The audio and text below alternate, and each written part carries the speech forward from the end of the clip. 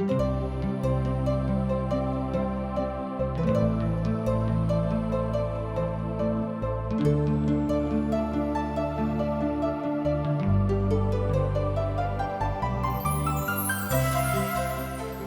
सब TWR के माध्यम से प्रस्तुत कार्यक्रम असक इजोत देख रहल छी।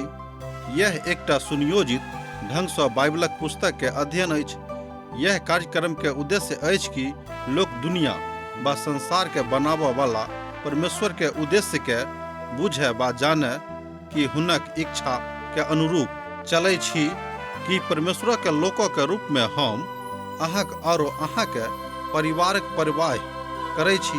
अहाँ सबके आध्यात्मिक रूपों से आगा बढ़ो में जीवनक ज्योति दऽ रहल छी। कृपया देखू आ सुनू जाहिसँ परमेश्वर अहाँ के जीवन के ढेर आशीष से भरि देथिन। आशा के इजोत मैथिली कार्यक्रम में हम एक बेर और अहाँक अभिनंदन प्रभु यीशु मसीह के मीठ आ पवित्र नाम से कह रहल छी। हमरा सब आजुक दिन से देखै छी हिजकिय्याह के नीति वचनक पोथी में ई एकटा नव विभाजन अछि। अर्थात हमरा सब आजुक दिन नीति वचनक पोथी के एकटा नव विभाजन में आबि गेल छी। एखनो ई सबटा नीति वचन सुलेमानक नीति वचन अछि।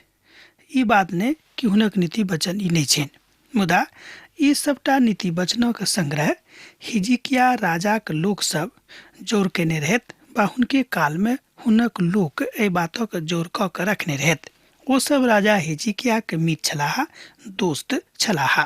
सुलेमानक नीति वचन इहो अछि जाहि बातक यहूदाक राजा हिजकिय्याह के काल में लोक सब नकल केने रहत, अर्थात संग्रह केने रहत।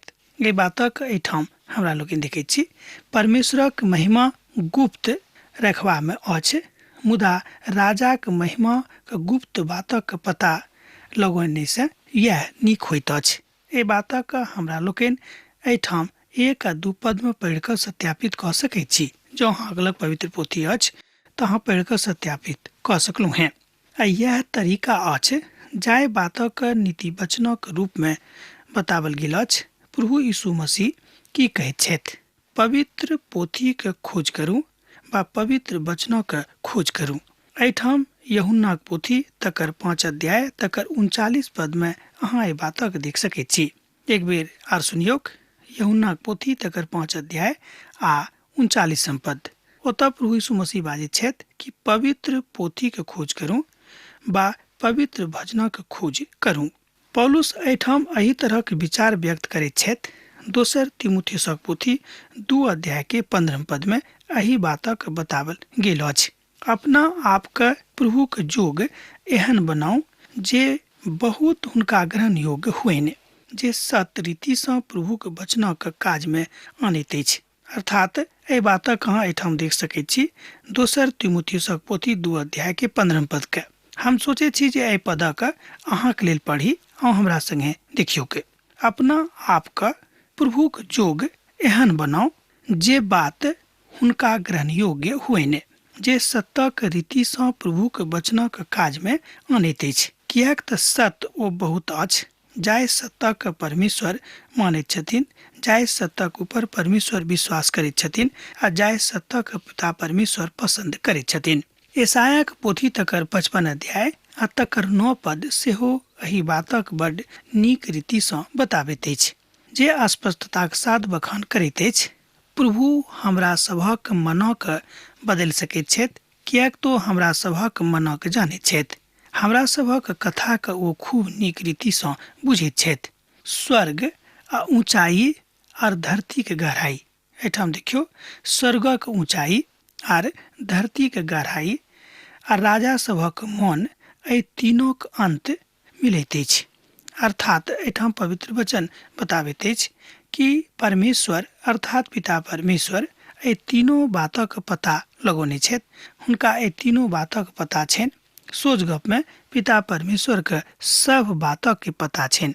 कहियो कहियो हम अपन बातक एठाम देखै छी जे हमर व्यवस्था की अछि, अर्थात हम कोना अपन प्रभुक संगे रहैत छी, हम कोना हुनका संगे अपन हिसाब किताब बनौने छी, हमर संगति हुनका संगे कोन तरह के छै। हुनका तो ए बातक कारण बताबैत छथि किएक तऽ बड्ड आसानी से केओ परमेश्वरक बातक नहि बुझि सकैत छथि।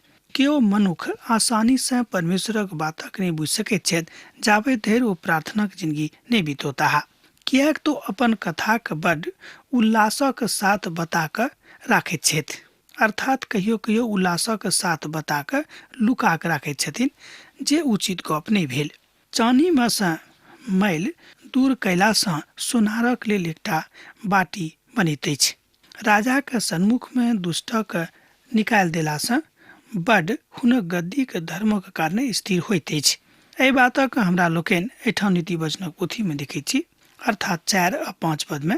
हमर विचारमे जँ केओ सलाहकार शैतान भऽ जायक तऽ हुनक जिन्दगीके परवाह नहि कऽ सकैत छथि आ हुनक जिन्दगीके बर्बाद कऽ देतैक। एहिठाम हम राजाके सलाहकारक विषयमे कथा कऽ रहलहुँ हैं। दुख, रोग, गरीबी मनुष्यके बहुत छोट बना दैत अछि। एक बेर ध्यान दियौ, दुख, रोग आ गरीबी मनुष्यके बहुत छोट बना दैत अछि आ हुनका मोनमे एहि कारणे ततेक निराशा भऽ जाइत छनि कि परमेश्वरक ऊपर ओ विश्वास करनाइ छोड़ि दैत छथि। ई बात बड्ड स्वाभाविक अछि, ई बात बड्ड व्यवहारिक सेहो अछि। मुदा एहि कालमे अर्थात जिंदगीके विपत्तिमे परमेश्वरक संगतिमे रहनाइ आ प्रार्थना करनाइ सबसँ उचित काज अछि, किएक तऽ सबटा निकासक बाट हुनके लग छनि।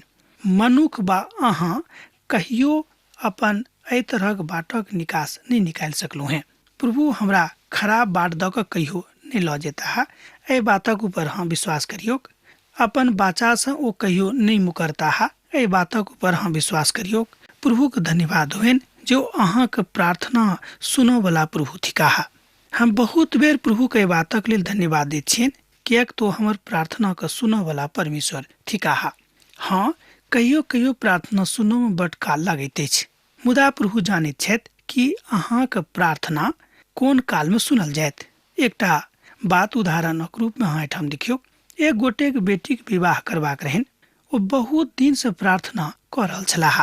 ओ आबि कऽ कहलनि कि ओ बहुत दिनसँ हम प्रार्थना कऽ रहल छी, प्रभु हमर प्रार्थनाके नहि सुनि रहल छथि। हम हुनका जवाब देलियनि कि प्रभु अहाँके प्रार्थनाके सुनि चुकल छथि, मुदा जहन नीक काल आयत तहने अहाँके बेटीक विवाह भऽ जायत। किछु कालक बाद ओ भाय आबि कऽ बजलाह कि हाँ, हमर बेटीक विवाह बहुत नीक घरमे भऽ गेल। ओतेक नीक घरमे हम कहियो अपन बेटीक विवाह नहि कऽ सकतहुँ। एहि तरह हमरा लोकनि देखैत छी कि ओ प्रभुके धन्यवाद देलनि आ कहलनि कि ओ हमर प्रार्थनाके सुनलाह आ हमरासँ जे गलती भेल तकरो लेल हम प्रभुसँ माफी मांगैत छियनि। राजाके सन्मुखमे अपन बड़ाई नहि करब और जेठ लोकक सन्मुखमे ठाढ़ नहि होइब। तै एहिठाम पवित्र वचन कहैत अछि कि अपन बड़ाई अपन प्रभुके आगामे नहि करब, किएक तो अहाँके बातक जानैत छथि, अहाँके प्रधानताके जानैत छथि, अहाँके कमजोरीके ओ खूब नीक रीतिसँ बुझैत छथि। हुनक सन्मुखमे अहाँके अपमान नहि होयक, मुदा अहाँके कोनो बातक अनेरे नहि लेबाक अछि। आगाँ बढ़ि कऽ अहाँके देखबाक अछि कि परमेश्वर कोना कऽ अहाँके सहायता पहुँचा रहल छथि।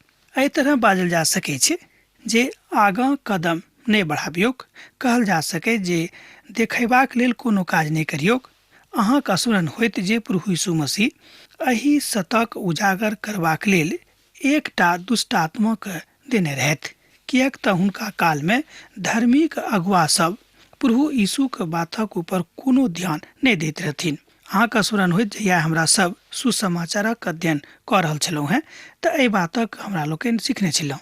आ जहन एकटा पैघ आ महत्वपूर्ण मनुष्य हुनक बहुत दोस्त सभक हकार देलनि आ भोजनक लेल, तहन ओ स्थानक विशेष कऽ कऽ राखने रहथि, जिनका ओ विशेष सम्मान दिअ चाहैत छलखिन। मुदा जहन भोजनक घंटा बाजल तहन एकटा पागल ओहि खास स्थानक दिस बढ़लाह जतऽ सबसँ नीक स्थान छलैक। ओ आबि कऽ परिस्थितिके बहुत बुरी तरह बदलि देलखिन। बाजि सकैत छी जे परिस्थिति ओतेक नीक छल, ओहि परिस्थितिमे कायांतरण भऽ गेलैक, अर्थात परिस्थिति बिल्कुल बदलि गेलैक। कल्पना कऽ सकैत छी कि ओहिठामक स्थिति केहन भऽ गेल हेतैक। बट खास स्थान प्रभु यीशु मसीहके लेल रहनि आ तहन ओतऽके अवस्थाके ऊपर अहाँ ध्यान दऽ कऽ देख सकैत छी।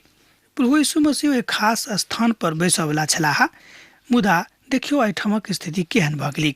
आ जँ अहाँके ओहि बातक ऊपर बतायल जा सकै छै तऽ ई घटना आबि कऽ हुनका भऽ गेल रहनि। आ इएह छल प्रभुमे अपन कथाके वृत्तान्तक सिखबाक आवश्यकता। अर्थात प्रभु परमेश्वर अहाँके जिंदगीके परिस्थितिके बदलि सकैत छथि, अहाँके गरीबीके दूर कऽ सकैत छथि, अहाँके बीमारीके हटा सकैत छथि, अहाँके विषमताके अहाँके जिंदगीमे क्षण भरमे दूर कऽ सकैत छथि। मुदा ई सबटा बात अहाँके विश्वासक कारणे हैत, अहाँके प्रेमक कारणे हैत कि अहाँ अपन उद्धारकर्तासँ, अपन यीशुसँ कतेक निह राखैत छी। लुकाक रचल सुसमाचार तकर 14 अध्याय 7 पदसँ लऽ कऽ 10 पदमे एहि बातक ऊपर बखान भेटैत अछि। लिख कऽ राखि लिअ, बादमे पढ़ि लेब, किएक तऽ एहि बातक ओहिठाम बड्ड स्पष्टताक साथ बताओल गेल अछि। अर्थात प्रभुक काज ओहि कथाक बड्ड नीक रीतिसँ बताबैत अछि जतऽ एहि बातक आवश्यकता छलैक। अहाँ बुझि सकैत छी कि पिता परमेश्वर अपन लोकक कतेक चिन्ता राखैत छथि, ओ अहाँके कतेक चिन्ता राखि रहल छथि। झगड़ा करबमे शीघ्रता नहि करब, नीति वचन एहि बातक कहैत अछि।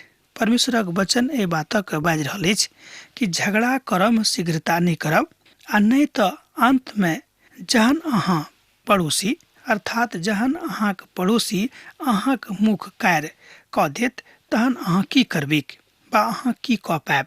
एहि बातक एहिठाम 8 पदमे बतायल गेल अछि। हमरा संगे एक बेर देखियौ, हम एहि पदक पढ़ऽ चाहैत छी। झगड़ा करबमे शीघ्रता नहि करब, आ नहि तऽ अंतमे जहन अहाँके पड़ोसी अहाँके मुख कार करैत तहन अहाँ की कऽ पायब। एकटा प्रश्न अछि, अहाँ किछु नहि कऽ सकबै जँ अहाँ कमजोर थिको हैं। तहन जे सर्वशक्तिमान परमेश्वर छथि, जिनका ऊपर अहाँके भरोसा अछि, जँ अहाँ हुनका ऊपर भरोसा राखैत छी तऽ अहाँके मुख ओ कहियो कार नहि हुअ देत। मुदा झगड़ा करबमे शीघ्रता नहि करब। अब पुनः यीशु मसीह एहि बातक ऊपर अपन और एकटा दुष्टात्माक बखान दऽ रहल छथि, दृष्टान्तक बता रहल छथि। ओ बाजैत छथि, जहन राजा युद्ध पर जयबाक लेल तैयार छथि तऽ ओ बैस कऽ एहि बातक देखबाक लेल तैयारी करैत छथि कि जे राजा जीत सकैत छथि कि नहि, जिनका संगे ओ युद्ध करबाक लेल जा रहल छथि। जहन ओ देखैत छथि जे राजा युद्धमे एक नहि रहल छथि तहन ओ एकटा दूतक पठौलथि आ पठा कऽ हुनकासँ ओ शान्ति वार्ताके सम्भव करबाक लेल कोशिश करैत छथिन। जिनका संगे तऽ दुश्मनक संगी छलथि, अहाँ बाजि सकैत छी, मुदा ओ दुश्मनक संगे शान्ति वार्ता करबाक लेल अपन दूतक पठाबैत छथि। एकर अर्थ की भेलै कि युद्ध शीघ्रतामे लड़बाक जरूरत नहि अछि, शान्ति सर्वोत्तम प्रक्रिया अछि। जिनका संगे दुश्मन छनि, मान लिअ हुनका संगे अहाँके दुश्मनी अछि, एकर अर्थ ई नहि भेल कि अहाँ हुनका संगे युद्ध करियौ। लुकाक रचल सुसमाचार तकर 14 अध्याय 31 आ 32 पद एहि बातक बखान करैत अछि। जँ अहाँके लग पवित्र पोथी अछि तहन अहाँ एहि बातक पढ़ि कऽ देख सकैत छी। आ एहि बातक ऊपर पुराना नियमक पोथीमे सेहो एकटा उदाहरण देबल गेल अछि। दोसर राजाक पोथी तकर 23 अध्याय 28 पदसँ लऽ कऽ 30 पदमे अहाँ ओतऽ पढ़ि कऽ एहि बातक सत्यापन सेहो कऽ सकलहुँ हैं। योशिय्याह जहन युद्धमे मारल गेलाह तऽ हुनक पुत यहोआदास इएह कयलथि जे हुनका नजरिमे बड्ड खराब छलैक, आ ओ अपन पिताके युद्धमे अर्थात ओहि युद्धमे जतेक नीक रीतिसँ हुनका भागीदारी देबाक चाही ओतेक नीक रीतिसँ भागीदारी नहि देलथि। अर्थात गलत सलाहकारक कारणे, ध्यान दियौ, अर्थात गलत सलाहकारक कारणे ओ युद्धमे पराजित भऽ जाइत छथि। तैँ प्रभु चाहैत छथिन जे अहाँ युद्ध करयमे शीघ्रता नहि करियौ, किएक तऽ प्रभु जे अहाँके बचबैया छथि ओ अहाँके संगे छथिन।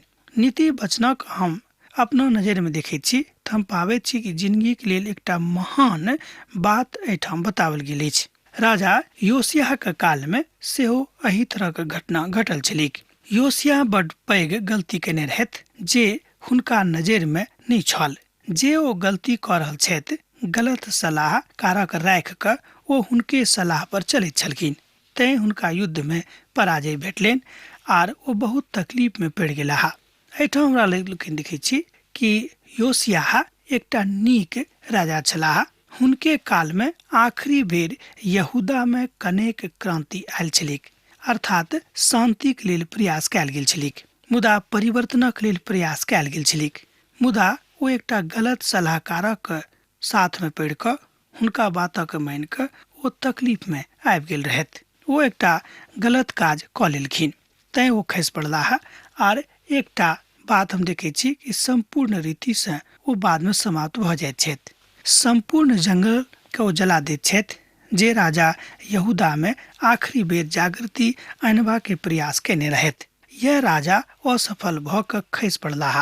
अब एहिठाम देखियौ कि जे राजा के हृदय नीक छै, जे राजा नीक काज करऽ चाहैत छथि, मुदा गलत सलाहकारक कारणे जहन ओ हुनके जकाँ चललाह, अर्थात दुष्टक युक्ति पर चललाह, तऽ हुनको खसऽ पड़लनि, हुनको पराजित हुअ पड़लनि। ई बात अहूँक जिंदगी में भऽ सकै छै। अपन पड़ोसीक संग वाद विवाद एकांत में करब आर परायाक भेद नहीं खोलब। एहि तरह हमरा लोग देखै छी कि नीति वचन अर्थात परमेश्वरक वचन बताबैत अछि कि अपन पड़ोसीक संगे वाद विवाद एकांत में करब। जँ कोनो तरहक वाद विवाद अछि, जँ कोनो बातक ऊपर अहाँक असंगति अछि, तऽ अहाँ असगरे में करबै कि हुनका बुझा देबै कि जे अहाँ कऽ रहल छी उचित नहि। एना नहि भऽ जायक जे सुनऽ वाला अहूँक निंदा करैत अहाँक अपवाद बनल रहिक, अर्थात जे अहाँ कऽ रहल छी से बात प्रभु के नजरी में नीक बनल रहिक। सोच गप में एकर अर्थ यह लगावल जा सकै छै। एहि बातक सत्यापन अहाँ एहिठाम कऽ सकलहुँ हैं 25 अध्याय के 9 पद आर 10 पद में।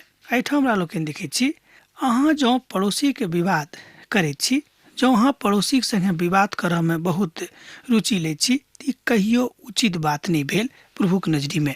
हुनका संगे अहाँके एकांत में गप करबाक अछि, हुनका बुझेबाक अछि जे अहाँ झगड़ा झंझट नहीं करू, ये उचित गप नहीं भेल। यह समाधान थिक।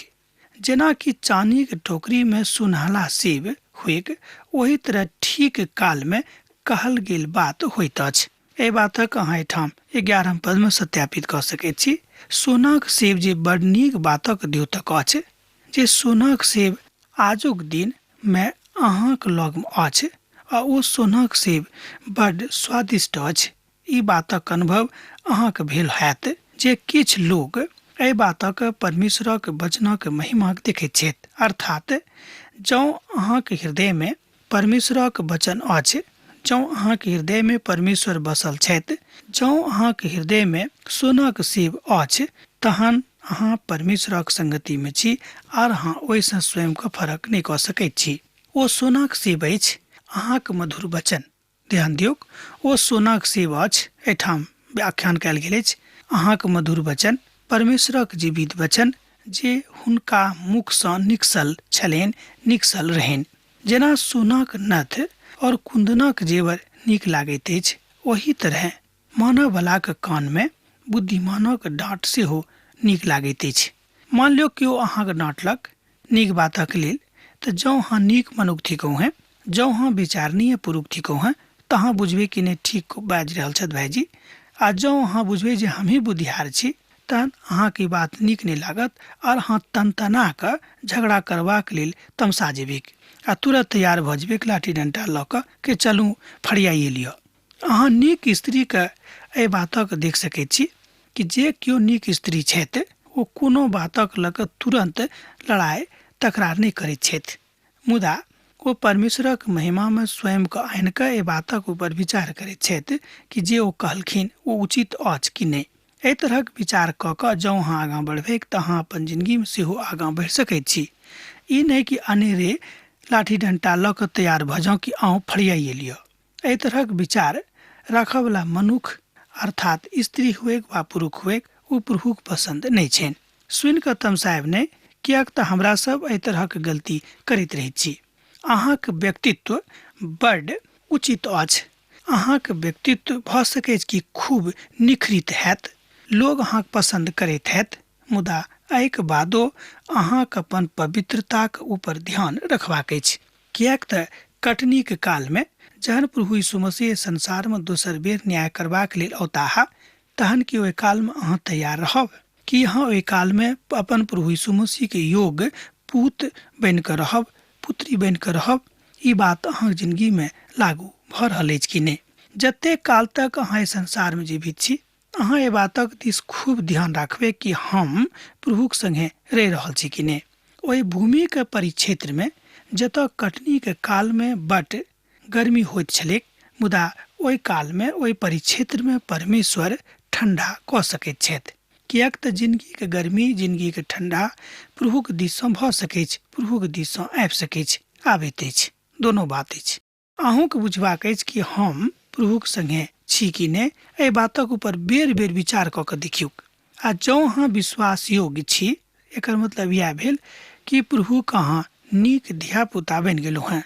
जे स्त्री सुंदर अछि, जे स्त्री परमेश्वरसँ डराय वाली अछि, ओ चाहैत अछि जे ओहि तरहक विषय पर प्रार्थना कयल जायक जाहिसँ समाज में, घर में, परिवार में लड़ाई झगड़ा नहीं हुईक, मुदा विश्वासक योग्यता में अहाँ बनल रहू। यह पसंदीदा गप थिक।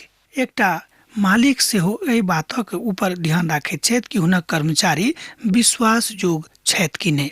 यह बात प्रभुक छनि, यह स्वभाव हुनको छनि। ओ चाहैत छथि कि हमर धिया पुता विश्वास योग्य बनि कऽ एहि संसार में रहैक, एहि संसार में जिंदगी यापन करिक।